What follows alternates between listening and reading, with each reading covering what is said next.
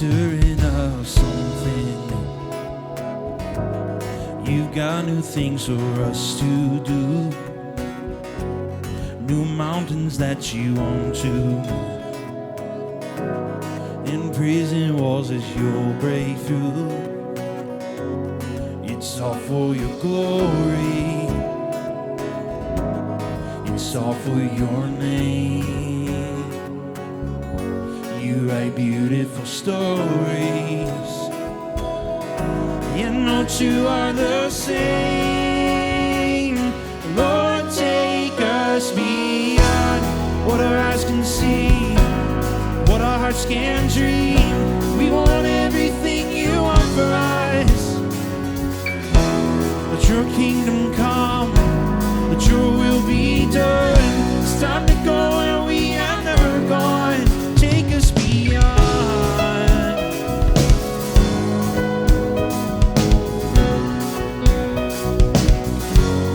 Stirring up something new.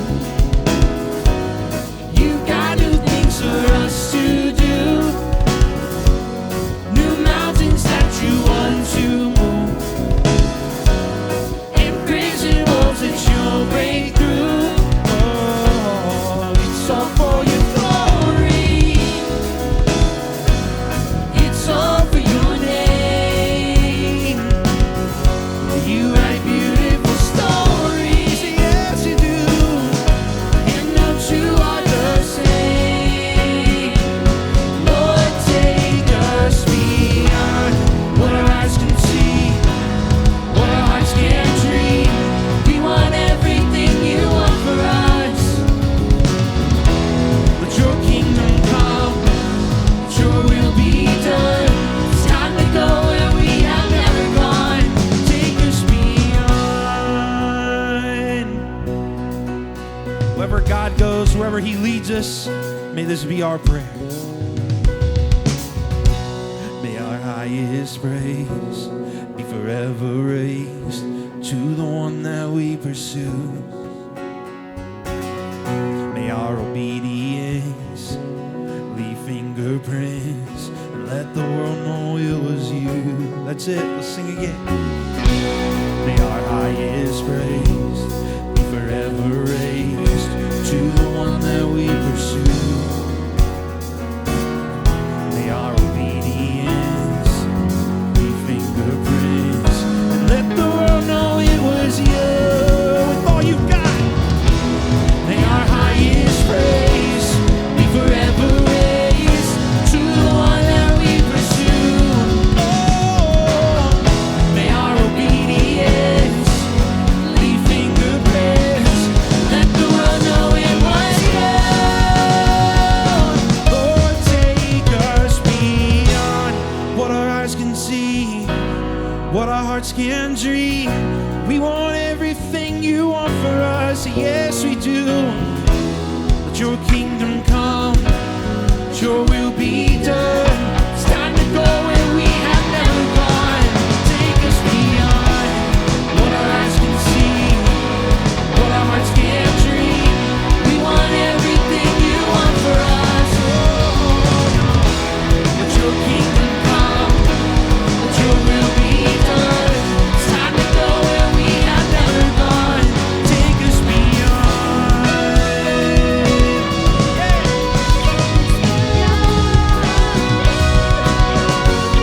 Lord, take us beyond.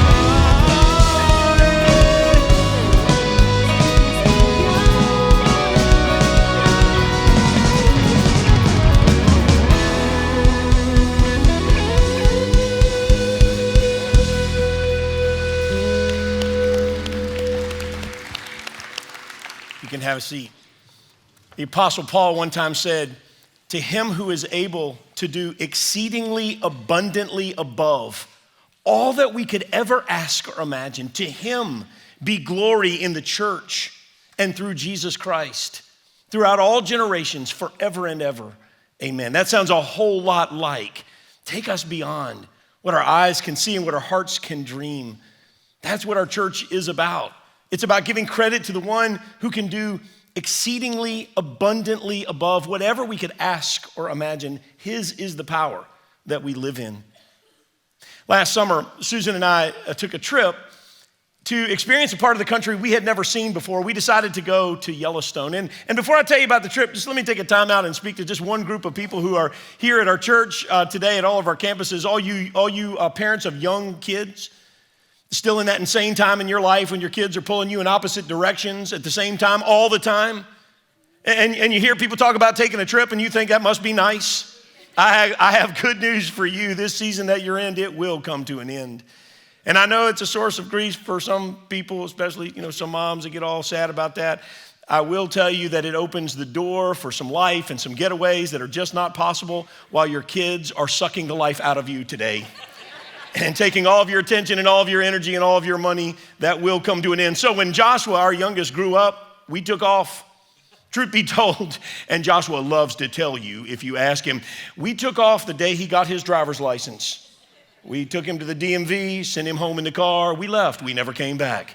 I gave him a credit card. I said, get whatever food you want and call if you need help. I may or may not be available. Well, that's not entirely true, but it's not an embellishment to say that Susan and I were really excited to get some things that we had dreamed about but just had been unable to do in the tyranny of parenting. So back to my trip, I'd sketched out this 2-week adventure that would really not just take us to Yellowstone, it would take us to 3 national parks. So we flew into Bozeman and we picked up a rental car and we drove, 4 or 5 hours north to Glacial National Parks, going to the Sun Road, which is this 50-mile road. It takes 2 hours if you just drive it straight, but we didn't just drive it straight. And it's between 2 glacial lakes, and it goes through the Continental Divide, and it offers some of America's most amazing, most stunning vistas anywhere. We were really excited about this because along this road, there are also some amazing opportunities to hike, which Susan and I love to do. We had planned out some cool hikes. And on this one place, which we had looked up, we were really excited about, we pull off into the little parking lot. We load up our backpacks with some snacks and some water and a book that when we do this, we read a book to each other. And so when we take breaks, and so we had this book we put in our backpack and we walk to the trailhead to begin this 10-mile, really steep hike through this difficult terrain, but it was gonna take us to supposedly this amazing view. So we walk from the car, we get out of the car, we got our backpack on, our shoes are laced up, we walk to the trailhead, and at the trailhead is this big sign. Now, this is, Montana, Wyoming area. I mean, there's grizzly bears everywhere, you know it. And so I saw lots of those signs, but we get to the trailhead, and there's a sign I've not seen before. And it says this, warning, you are now entering a grizzly bear management area. Thinking, management area? What, have we hired them now? They're like employees? I don't know what this means. Grizzly bear management area, and the fine print says, hike in groups of 4 or more. I'm thinking, well, it's just the 2 of us. I look around hoping maybe there's another, couple or group we can go with, but it's just us. There's nobody in the parking lot. Just us. Now, I do have some bear spray, and I remember this, like 10 minutes before we went in, I watched this one guy go in by himself. I don't know where his car was. I don't know where he came from, but he went in by himself like 10 minutes before, and I thought, well, that's good for us. A hungry bear will eat this dude, and he'll be full by the time we get to him, So we begin, we hike through this really thick forest, and it's uphill, it's steep, it's rocky, it's got all these blind turns, and that's part of the danger, right? You never want to surprise a grizzly bear, because what she's gonna do is instinctively, she's gonna protect her cubs, and your instinct is to run, which is the worst thing you can do. I mean, running triggers this instinctive response in a bear. If you run, he's coming and he's faster. So this is what they say all over the place. They've got these signs that say, stand your ground. Stand your ground. Rangers will tell you, look big. We went to training in the encounter of a grizzly bear. Look big, talk softly, let them charge you. They'll most likely stop. That's what they said. They'll most likely stop. So I'm not kidding. So we're walking along and we're going up this hike, and every once in a while I would hear some movement. And I'd whip out my bear spray from my holster like a gunslinger in the Wild West, pulling out his 6-shooter. And I would hold it. Susan's standing behind me. I would hold it and I would say, do you hear him? He's right behind that tree. Oh, never mind, it's just a squirrel. It was a big squirrel, though, in my defense. There was one time I was legitimately afraid. Whatever we heard nearby, it was big. Now, it might not have been a bear, it might have been a moose, but I assumed it was a bear. And so I pull out my bear spray and I'm holding it. I'm waiting on the attack. I know it's coming. And I say this to Susan in all seriousness. At this point, I really am afraid. And I say to her, hey, we've only got one can of bear spray. If we get charged, you cannot run. The bear will forget me, follow his instincts, chase after you, and I can't help you. I'm over here with the bear spray. So this is what I said. I said, look, if we get charged, you got to stay with me. Stay right with me. We can pee our pants. That wasn't in the training, but it'll be all right. But we're either going to survive together or we're going to die together. But either way, we're going to be together. And we never saw a bear, at least not on that hike. But we did reach the summit, and it did not disappoint. This picture just remotely captures. It doesn't even begin to tell the story of how amazing it was. We felt like we were on top of the world. We felt like we did accomplish something that very few people actually get to experience. And when we got there, we just sat with it, kind of sat in silence for a long time. At least it felt that way. We just took it all in. Because underneath of the view was this reality. We had stretched our limits. We had faced down our fear. We had traveled through the danger, and finally, exhausted and spent, we got to experience the reward of it all. Knowing not just that we did it, but that we did it together. Towards the end of his time on earth, Jesus knew that the most challenging and the most dangerous part of his human journey was about to come. It was still to come. He had a full picture of it. Jesus always knew. He could see beyond. He could see around the corner. He could see into the future. He understood the risks, but he also knew the reward. He knew the cost, but he also knew the benefit. He knew, but his disciples didn't. They had a limited view. They had the perspective of only what was right in front of them, only what their eyes could see. So Jesus tries to bring them along. He wants to give them the bigger picture. This is what happens. Now, Jesus was going up to Jerusalem, and on the way, he took the 12. That's just the 12 disciples. He took the 12 aside, and he said to them, we're going up to Jerusalem, and the Son of Man, and that's how Jesus talked about himself. So he's talking about him. And the Son of Man will be delivered over to the chief priests and the teachers of the law, and they will condemn him to death and will hand him over to the Gentiles to be mocked, flogged, and crucified. Mocked, flogged, and crucified. Now I know what it's like to be made fun of. Maybe you do too. But I've not been flogged or crucified. And it just seems to me, hypothetically, that this would be something to avoid. I mean, I ran like crazy, like my life was at risk when my mama got out the fly swatter. In case you don't know what that means, she was not interested in flies. And once or twice, maybe a handful of times, I provoked punishment by the belt. But flogging was not punishment. Flogging was torture. It was literally the filleting of flesh. It was being skinned alive, one whip at a time. Really. Crucifixion was part 2 of this brutal, inhumane execution, and its only comfort was the death that it would eventually bring to its victim. So, question number 1 is, why would Jesus still head to Jerusalem? I mean, I don't understand. I mean, really, wouldn't it have been more reasonable? If it was me, I'd have been like, hey guys, huddle up. We got to have a little disciple meeting. Hey guys, here's the thing, is change of plans. I have learned that mocking, flogging, and execution or crucifixion are that way. We are going that way instead. Have a nice day. Pack your bag. That's what I would have done. But with Jesus, there was no about face. There was no changing of directions. It was more like just a statement. I mean, mocking, flogging, and crucifixion are there, so there we will go. And the reason is because Jesus could see not only the cost of it all, but he also could see the result. The end result, the benefit. We're going to go to Jerusalem. The Son of Man will be delivered over to the chief priests and the teachers of the law, and they're going to condemn him to death, and they'll hand him over to the Gentiles to be mocked, flogged, and crucified. On the 3rd day, though, he will be raised to life. On the third day, he will be raised to life. After all this is the result. And this little event, the raising to life of the one who was legitimately dead, is not some one-off magic trick. It was actually the defeat of death's victory over humanity. It was a knockout blow to the finality of life that everyone experienced. In Jesus' third day resurrection, because of it, we would be offered something that we were unable to obtain otherwise. We couldn't get any other way. And what that was is eternity with God, not just in heaven one day, but beginning with the presence of Jesus today, this day.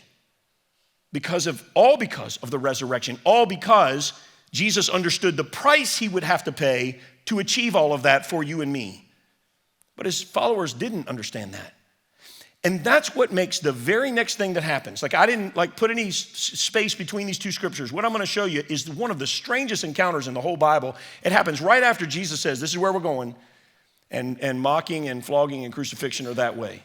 And then the mother of Zebedee's sons came to Jesus with her sons and kneeling down asked a favor of him. What is it you want? Jesus asked. She said, grant that one of these two sons of mine may sit on your right and the other on your left in your kingdom. Now, before we get to the request itself, I just want to ask this. I don't know that I can answer this question. I'm just saying, what kind of grown man gets his mama to ask for a favor like this? The mother of Zebedee's sons, we know who these guys are. It's James and John. James and John are the sons of Zebedee. That's their dad. So this is their mom. So we know who this is. And think for a minute with me. You might not know this. This is the same John who writes the book of Revelation, eventually, the last book in your Bible. This is the same John who writes one of the Gospels of Jesus, one of the 4 books of the Bible that tell us the story of Jesus. This is the same John who would give us some of the most famous words in the church, maybe even in all of human history. In the beginning was the Word, and the Word was with God, and the Word was God. He was with God in the beginning. Through him all things were made. Without him nothing was made that has been made. In him was life, and that life was the light of all mankind. And that light shined in the darkness, but the darkness did not overcome it. That's what John said. But apparently, all of that influence John would eventually have was brokered by his mama. Or at least that's what she tried to do. So these two guys, they're standing right behind her when she asked Jesus this question. We're not told what they look like. I just would love to see the look on their faces while their mama, goes up to Jesus and asks for this favor, like the mom of an elementary school kid asking if their kid can sit at the front of the bus or be the line leader or get a trophy even when they come in last place. Jesus, will you do me a favor? When you get to heaven and when you sit on your throne, how about you let my boy John here sit on your right and my boy James here sit on your left? How about that? I would like them to be recognized because they're good kids, So Jesus, not really ever addressing the audacity of her request, he does actually address the cost. And that'll have something to do with you and me. You don't know what you're asking, Jesus said to them. Check this out. He turns, stops talking to her, starts talking to James and John. Because this was really their question. You don't know what you're asking, he says to them. Can you drink the cup I'm going to drink? Can you drink the cup I'm going to drink? What's Jesus talking about? What's the cup? To understand it, and I thought I knew what it was. Until I studied for today, I thought I knew what it was, and God showed me something that really blew me away. So to understand it, you have to go a little further, just a couple of chapters later in the story, where Jesus actually gets to the point where he's gone to Jerusalem, and now he's about to be arrested, and that arrest would be followed by, being mocked, flogged, and crucified, and death, all those things that Jesus knew were coming. He said they were coming. So when we get 4 chapters later, his disciples, Jesus has gone to this garden to pray. He knew how bad it was about to be. And he drops off his disciples over here and he says, hey guys, I'm gonna go on a little further by myself. Would you guys just pray for me? There's a whole story there. We don't have time to get to it, but would you guys just pray for me? And then Jesus walks over and he's by himself and he looks towards heaven and he cries out to God like this, my Father, if it is possible, may this cup be taken from me. Yet not as I will, but as you will. May this cup be taken from me, yet not as I will, but as you will. Now, it would be easy to assume that the cup that Jesus refers to here is also the same cup that he refers to when he answers the earlier question. And we think it surrounds the suffering and death. Can we sit at your right and your left when you enter the kingdom, when you sit on your throne? Well, let me tell you what's going to happen. I have to endure brutal torture. And I have to endure betrayal, and I have to endure abandonment, and I have to endure death, mocking, flogging, and crucifixion. Are you willing to do that? Are you willing to drink that cup?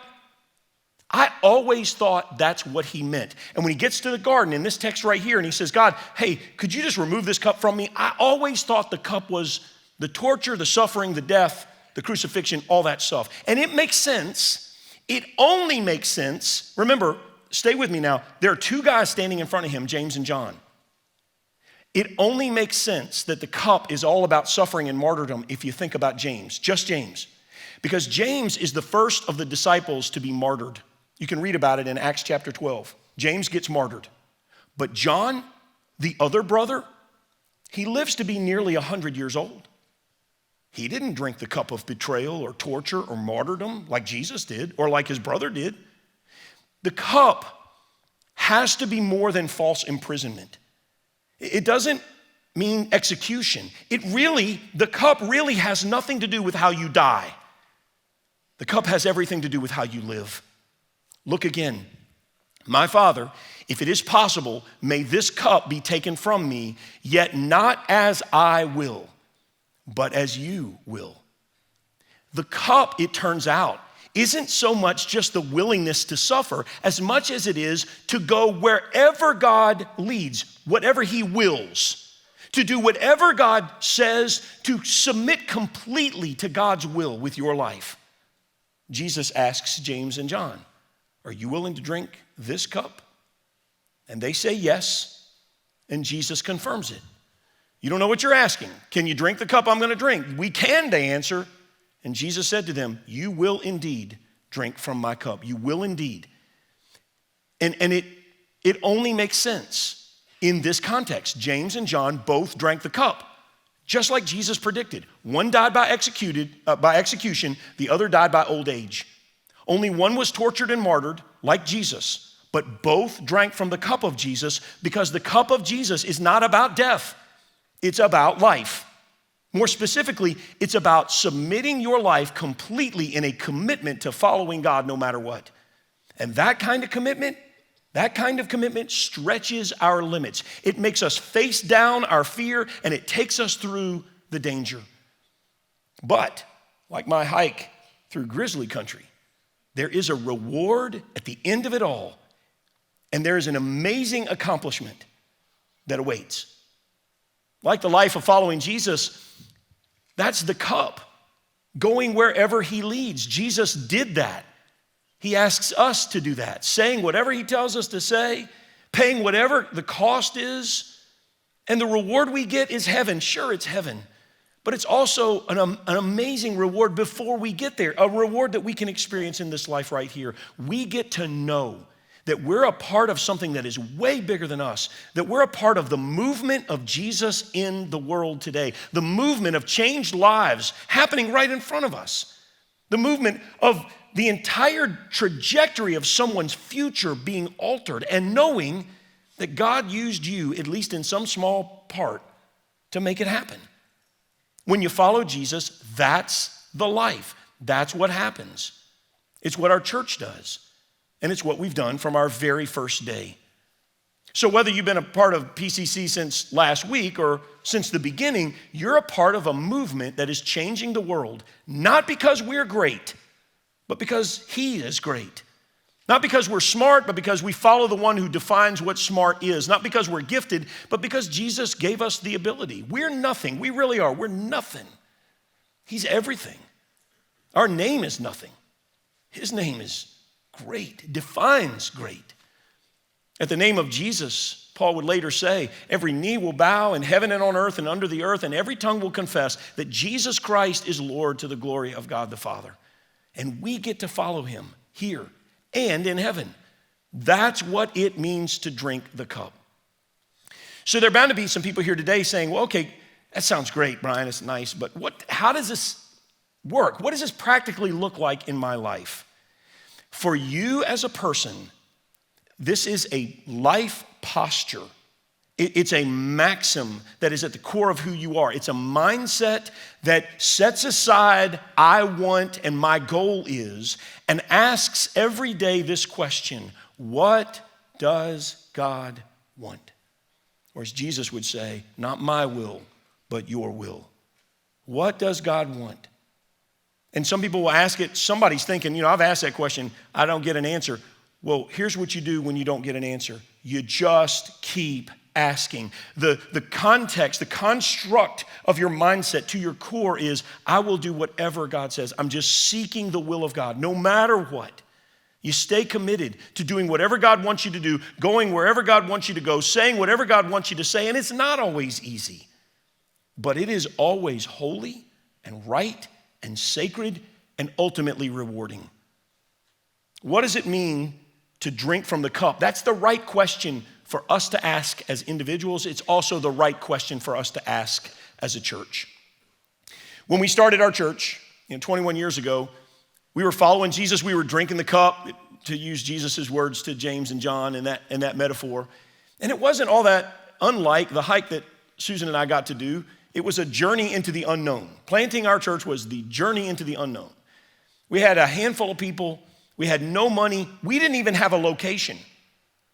We spent 3 weeks planning. That was all. I was inviting people to church. Many of the handful of us, we were inviting people to church. People would say, hey man, I think I'll check this out. I think I'll check out that church that you're going to plant. Where are you going to be meeting? And we would say, I don't know. We didn't even know these people. It's not like we could call them or email them when we found out. We didn't know. That's literally what happened. All we did know was that God clearly had told us where to go and what to do. We were supposed to plant a church for people who didn't go to church. So early in the morning on September 1st, 2002, we rolled out a tarp on an elementary school gymnasium floor. And we set out these little elementary school chairs. That was all they had. The kind of chair that my rear end fit in nicely back then. Not so much these days. And we set up this ridiculously archaic sound system and an even more ancient projector. And the program that we handed out to people when they came in the door, we printed that on the printer at my house, which was already 10 years old. Took like a minute and a half per page, smudged all over the place, looked awful. And today what we do as a church, if we're just being honest, this is not some big secret. What we do is not all that uncommon. But back then it was unthinkable. Like clothing dressed down and volume turned up. And people came to church and they didn't know what to think. Well, church people didn't know what to think. People who didn't go to church, they knew exactly what they thought. They thought this was for them. There's no judgment. There's no condescending tone. There was no talking over their heads by using big words and language intended to impress people. There was no politics, just addressing questions that people had and frankly still have. Like, how do I really find happiness when life always isn't? Sometimes it's just not. And how do we discover and find great marriage and keep it that way? How can I survive parenting without losing my mind and eating one or more of my children? How can I actually discover spiritual truth and find my way to God? Does God even exist? And if he exists, does he even care? Those were some of the questions then. There's still some of the questions now. So that first Sunday, 21 years ago, the floor was first covered with a tarp, and then it was covered with people. 148 people to be exact on that very first day. I still don't know how most of them found out about us. We did zero advertising. There was $0, and this was before Facebook. We had to rely on things that we generally consider bad, like rumor and gossip. But it was helpful. And we didn't know most of these people. But whatever they experienced, it scratched an itch. It did something for them. So they came back and they invited their friends. And we got bigger and our influence grew and people gave their lives to Jesus, which was the point. Marriages that arrived at our church in a disastrous way slowly started finding their way to health as people set aside their own selfish needs and started saying things like, what does God really want for a husband and a wife? Why did that happen? Because we decided we would drink the cup, meaning we would go wherever God wanted. We would do whatever God wanted, regardless of the danger or the risk or the cost or the sacrifice. So along the way, it's been a long journey, over 2 decades now. There have been several times in the life of our church where we've had these points where we had to pivot, places where we needed to decide, are we gonna keep doing this? Are we gonna keep pushing? Are we gonna keep risking? Are we gonna keep paying the price? And you've done that too, frankly. I mean, here's the truth. Every PCCer decides along the way, over the arc of time, if you're still gonna come with us. So there are people at our church right now, at all of our campuses, who you signed up for a lifetime of following Jesus, but when it comes to the church, it's okay, even necessary and appropriate to evaluate from time to time and ask, is this still worth it? Is this still worth it? Which brings us to today. A year ago, we embarked on this incredibly bold vision that we called Beyond. We spent months leading up to last fall, months praying about, earnestly seeking, trying to figure out, God, what do you want for your church? It's not our church. Where do you want us to go over the next 2 years?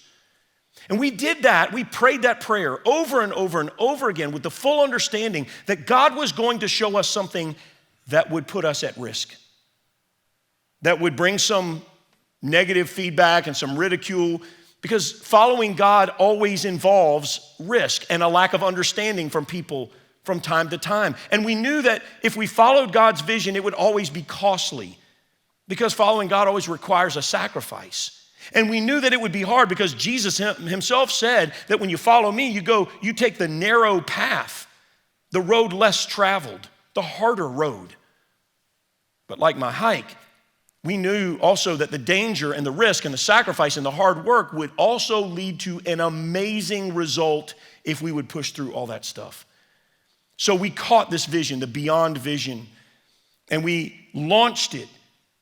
And it included several things, like the launching of a campus for a women's prison. And it included the looking for how are we gonna expand our Ailet campus. We need more space, so let's investigate buying another piece of property so we can eventually build a building. And it would include a major investment outside of ourselves to help people with physical needs and to help connect with partners in challenging places around the world like Tanzania and Moldova and Belize, and to up our investment there. It included thinking outside of ourselves by partnering with other churches and really embracing other churches as collaborators, not competitors. And it included investing in connecting people, finding ways to help connect people together in meaningful relationships outside of Sunday mornings, as important as Sundays are. To do all of this, and that's just like the tiniest snapshot, to do all of this, it would require that our church comes together, that we do it together, that you come with us. We had heard from God, and we knew it. And then we cast this vision to our church, and we hoped you would see it too. And then we had this moment where our knees were knocking, and we had this holy, sacred moment where together we all made a financial commitment. Because in order to accomplish this unbelievable vision, it was going to cost like $8 million, a number I never thought I would say, by the way. And one after another, people and families at our church, they came forward and they made a sacrifice. They made a renewed commitment to their church. And we decided together, we agreed, God had spoken. And we expressed our willingness to follow God together wherever he led. Well, now we're a year into it. We're a year into the Beyond Initiative, halfway. And so much has happened, so much. You've heard about some of it, maybe not about all of it. Just a few things. We finally did launch that campus in that women's prison, the Virginia Correctional Center for Women. And that campus, thank you, yeah, it was amazing. And I've gotten to go there once, and I'm telling you, it's an experience like you've never had before. It didn't just launch. Those women embraced it, many of them experiencing church like they've never experienced before, all in a good way, and finding their way to Jesus which is the point. At Nottoway, our men's prison, we've been operating that for a little while. That thing is completely taken off. We got so many guys coming to Nottoway now, we literally are running out of chairs every week. Hundreds of guys, no places to sit, standing room only. We're getting calls now from prisons all around the state of Virginia saying, we don't know exactly what you're doing, but whatever it is, we want it here too. Bring it to our prison. I'm talking about administrators, not just people that are, living there. Is it worth the cost? Our work in prisons is not just drawing crowds. For the record, in case you don't know, I could care less about drawing a crowd. It's about changing people's lives, and lives are being changed in those prisons because of the sacrifice you're making to make it happen. How about our Alet campus? It was launched, some of you know this, forgive me. Alet was launched during the pandemic, probably during the worst moment of the pandemic. We had built up to this grand opening that was supposed to happen 4 days after the whole world shut down. We spent all this money on marketing for this grand opening to tell the whole community we were there, and it was all gone, just gone, vanished, along with the excitement that I thought was exterminated. That's what I thought. But God always sees what we can't see, right? And so we finally opened sort of quietly with no marketing because we couldn't get a refund. And the campus went nuts, as you probably know. Today, Alet is on the brink of 3 services. It's wall-to-wall, shoulder-to-shoulder people every single week. They had something like this tiny little building. I found out this week, I said, how many people came to the trunk or treat at Alet? It was like, they said between 12 and 1,400. I'm like, what? They said the line wrapped like all the way around the block. It was craziness. And we've done trunk or treats, by the way, at many of our campuses and fall events at many of our campuses. Thousands of people have come, not just for the fun. They might have come for the fun, but we got to introduce them to our church. And in many cases, we got to have conversations about Jesus, and people came to church because of it. So we're investing in things like that, and it's making a difference. The Beyond Vision saw the investigation of a new piece of land because we got to solve this problem at Alet. Key word, though, was investigation. The Beyond Initiative didn't set aside money to do anything, just figure something out. Pastor Angie's going to tell you about this next week. But we are on the move, and it's super exciting there. There's no building yet. That's going to take a while. But your investment in the Beyond Initiative is setting up that campus for what they are hungry and waiting to do, and that is explode, which is the word that I would use for our whole church. To what end, though?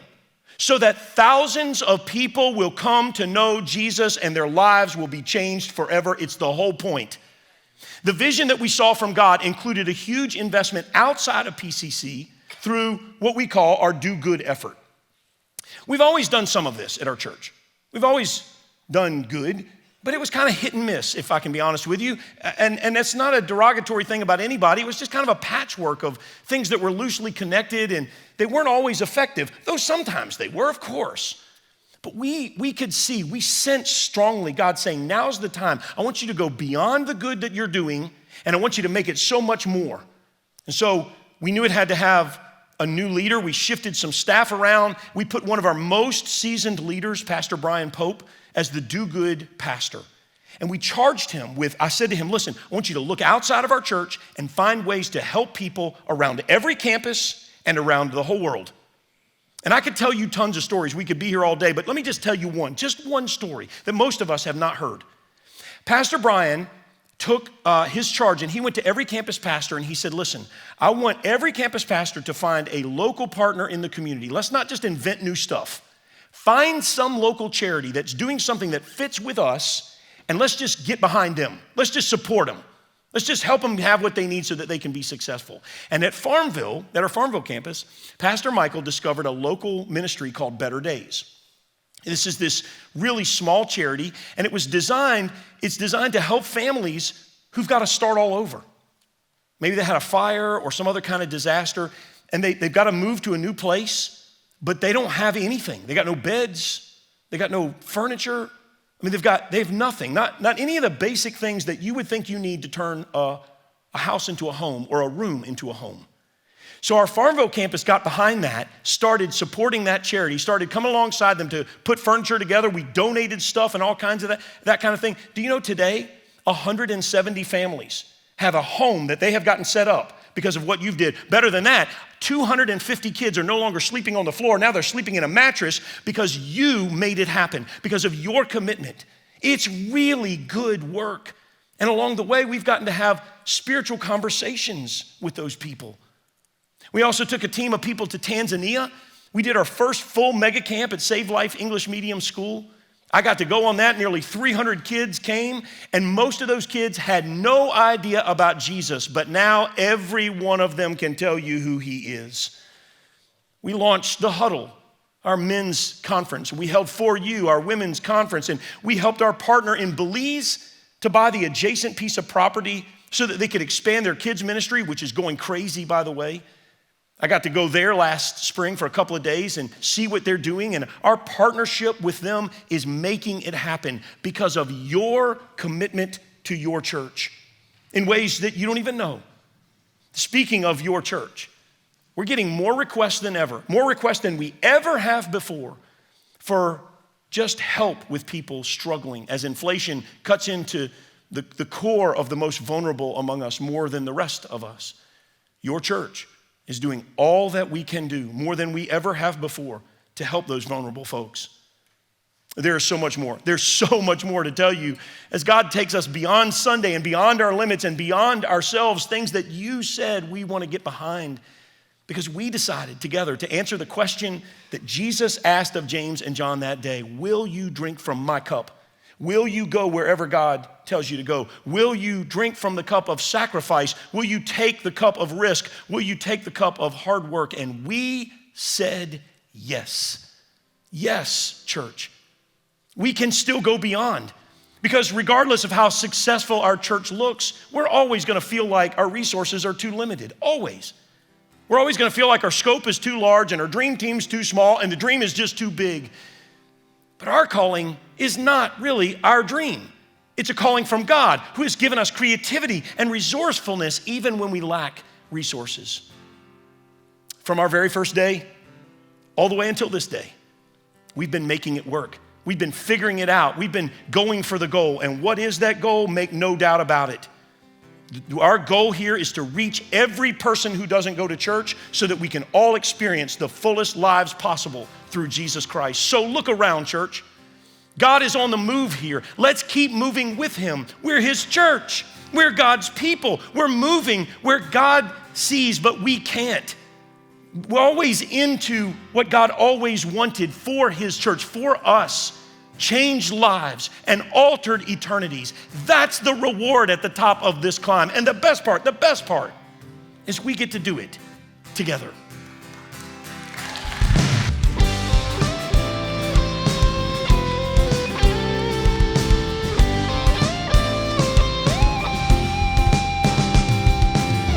It's still our mission.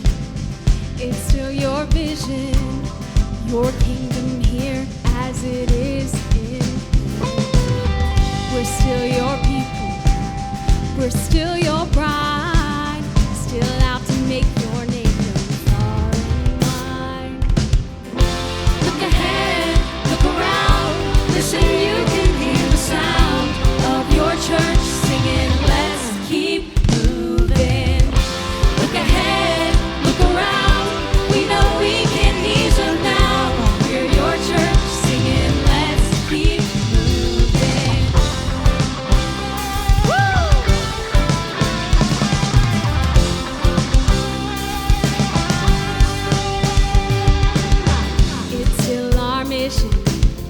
It's still your vision, your kingdom here as it is in heaven.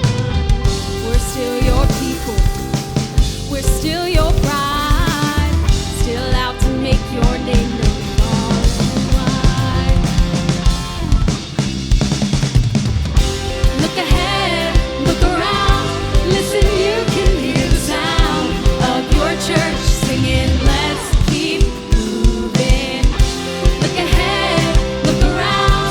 We know we can ease up now. We're your church singing. Let's keep moving. The one who's yet to know you, the one who is in need, for the one who needs a family, the one who you'll set free, for the one to find their purpose, the one in a foreign land, for the one who needs a miracle. Lord, we offer up our hands. Look ahead, look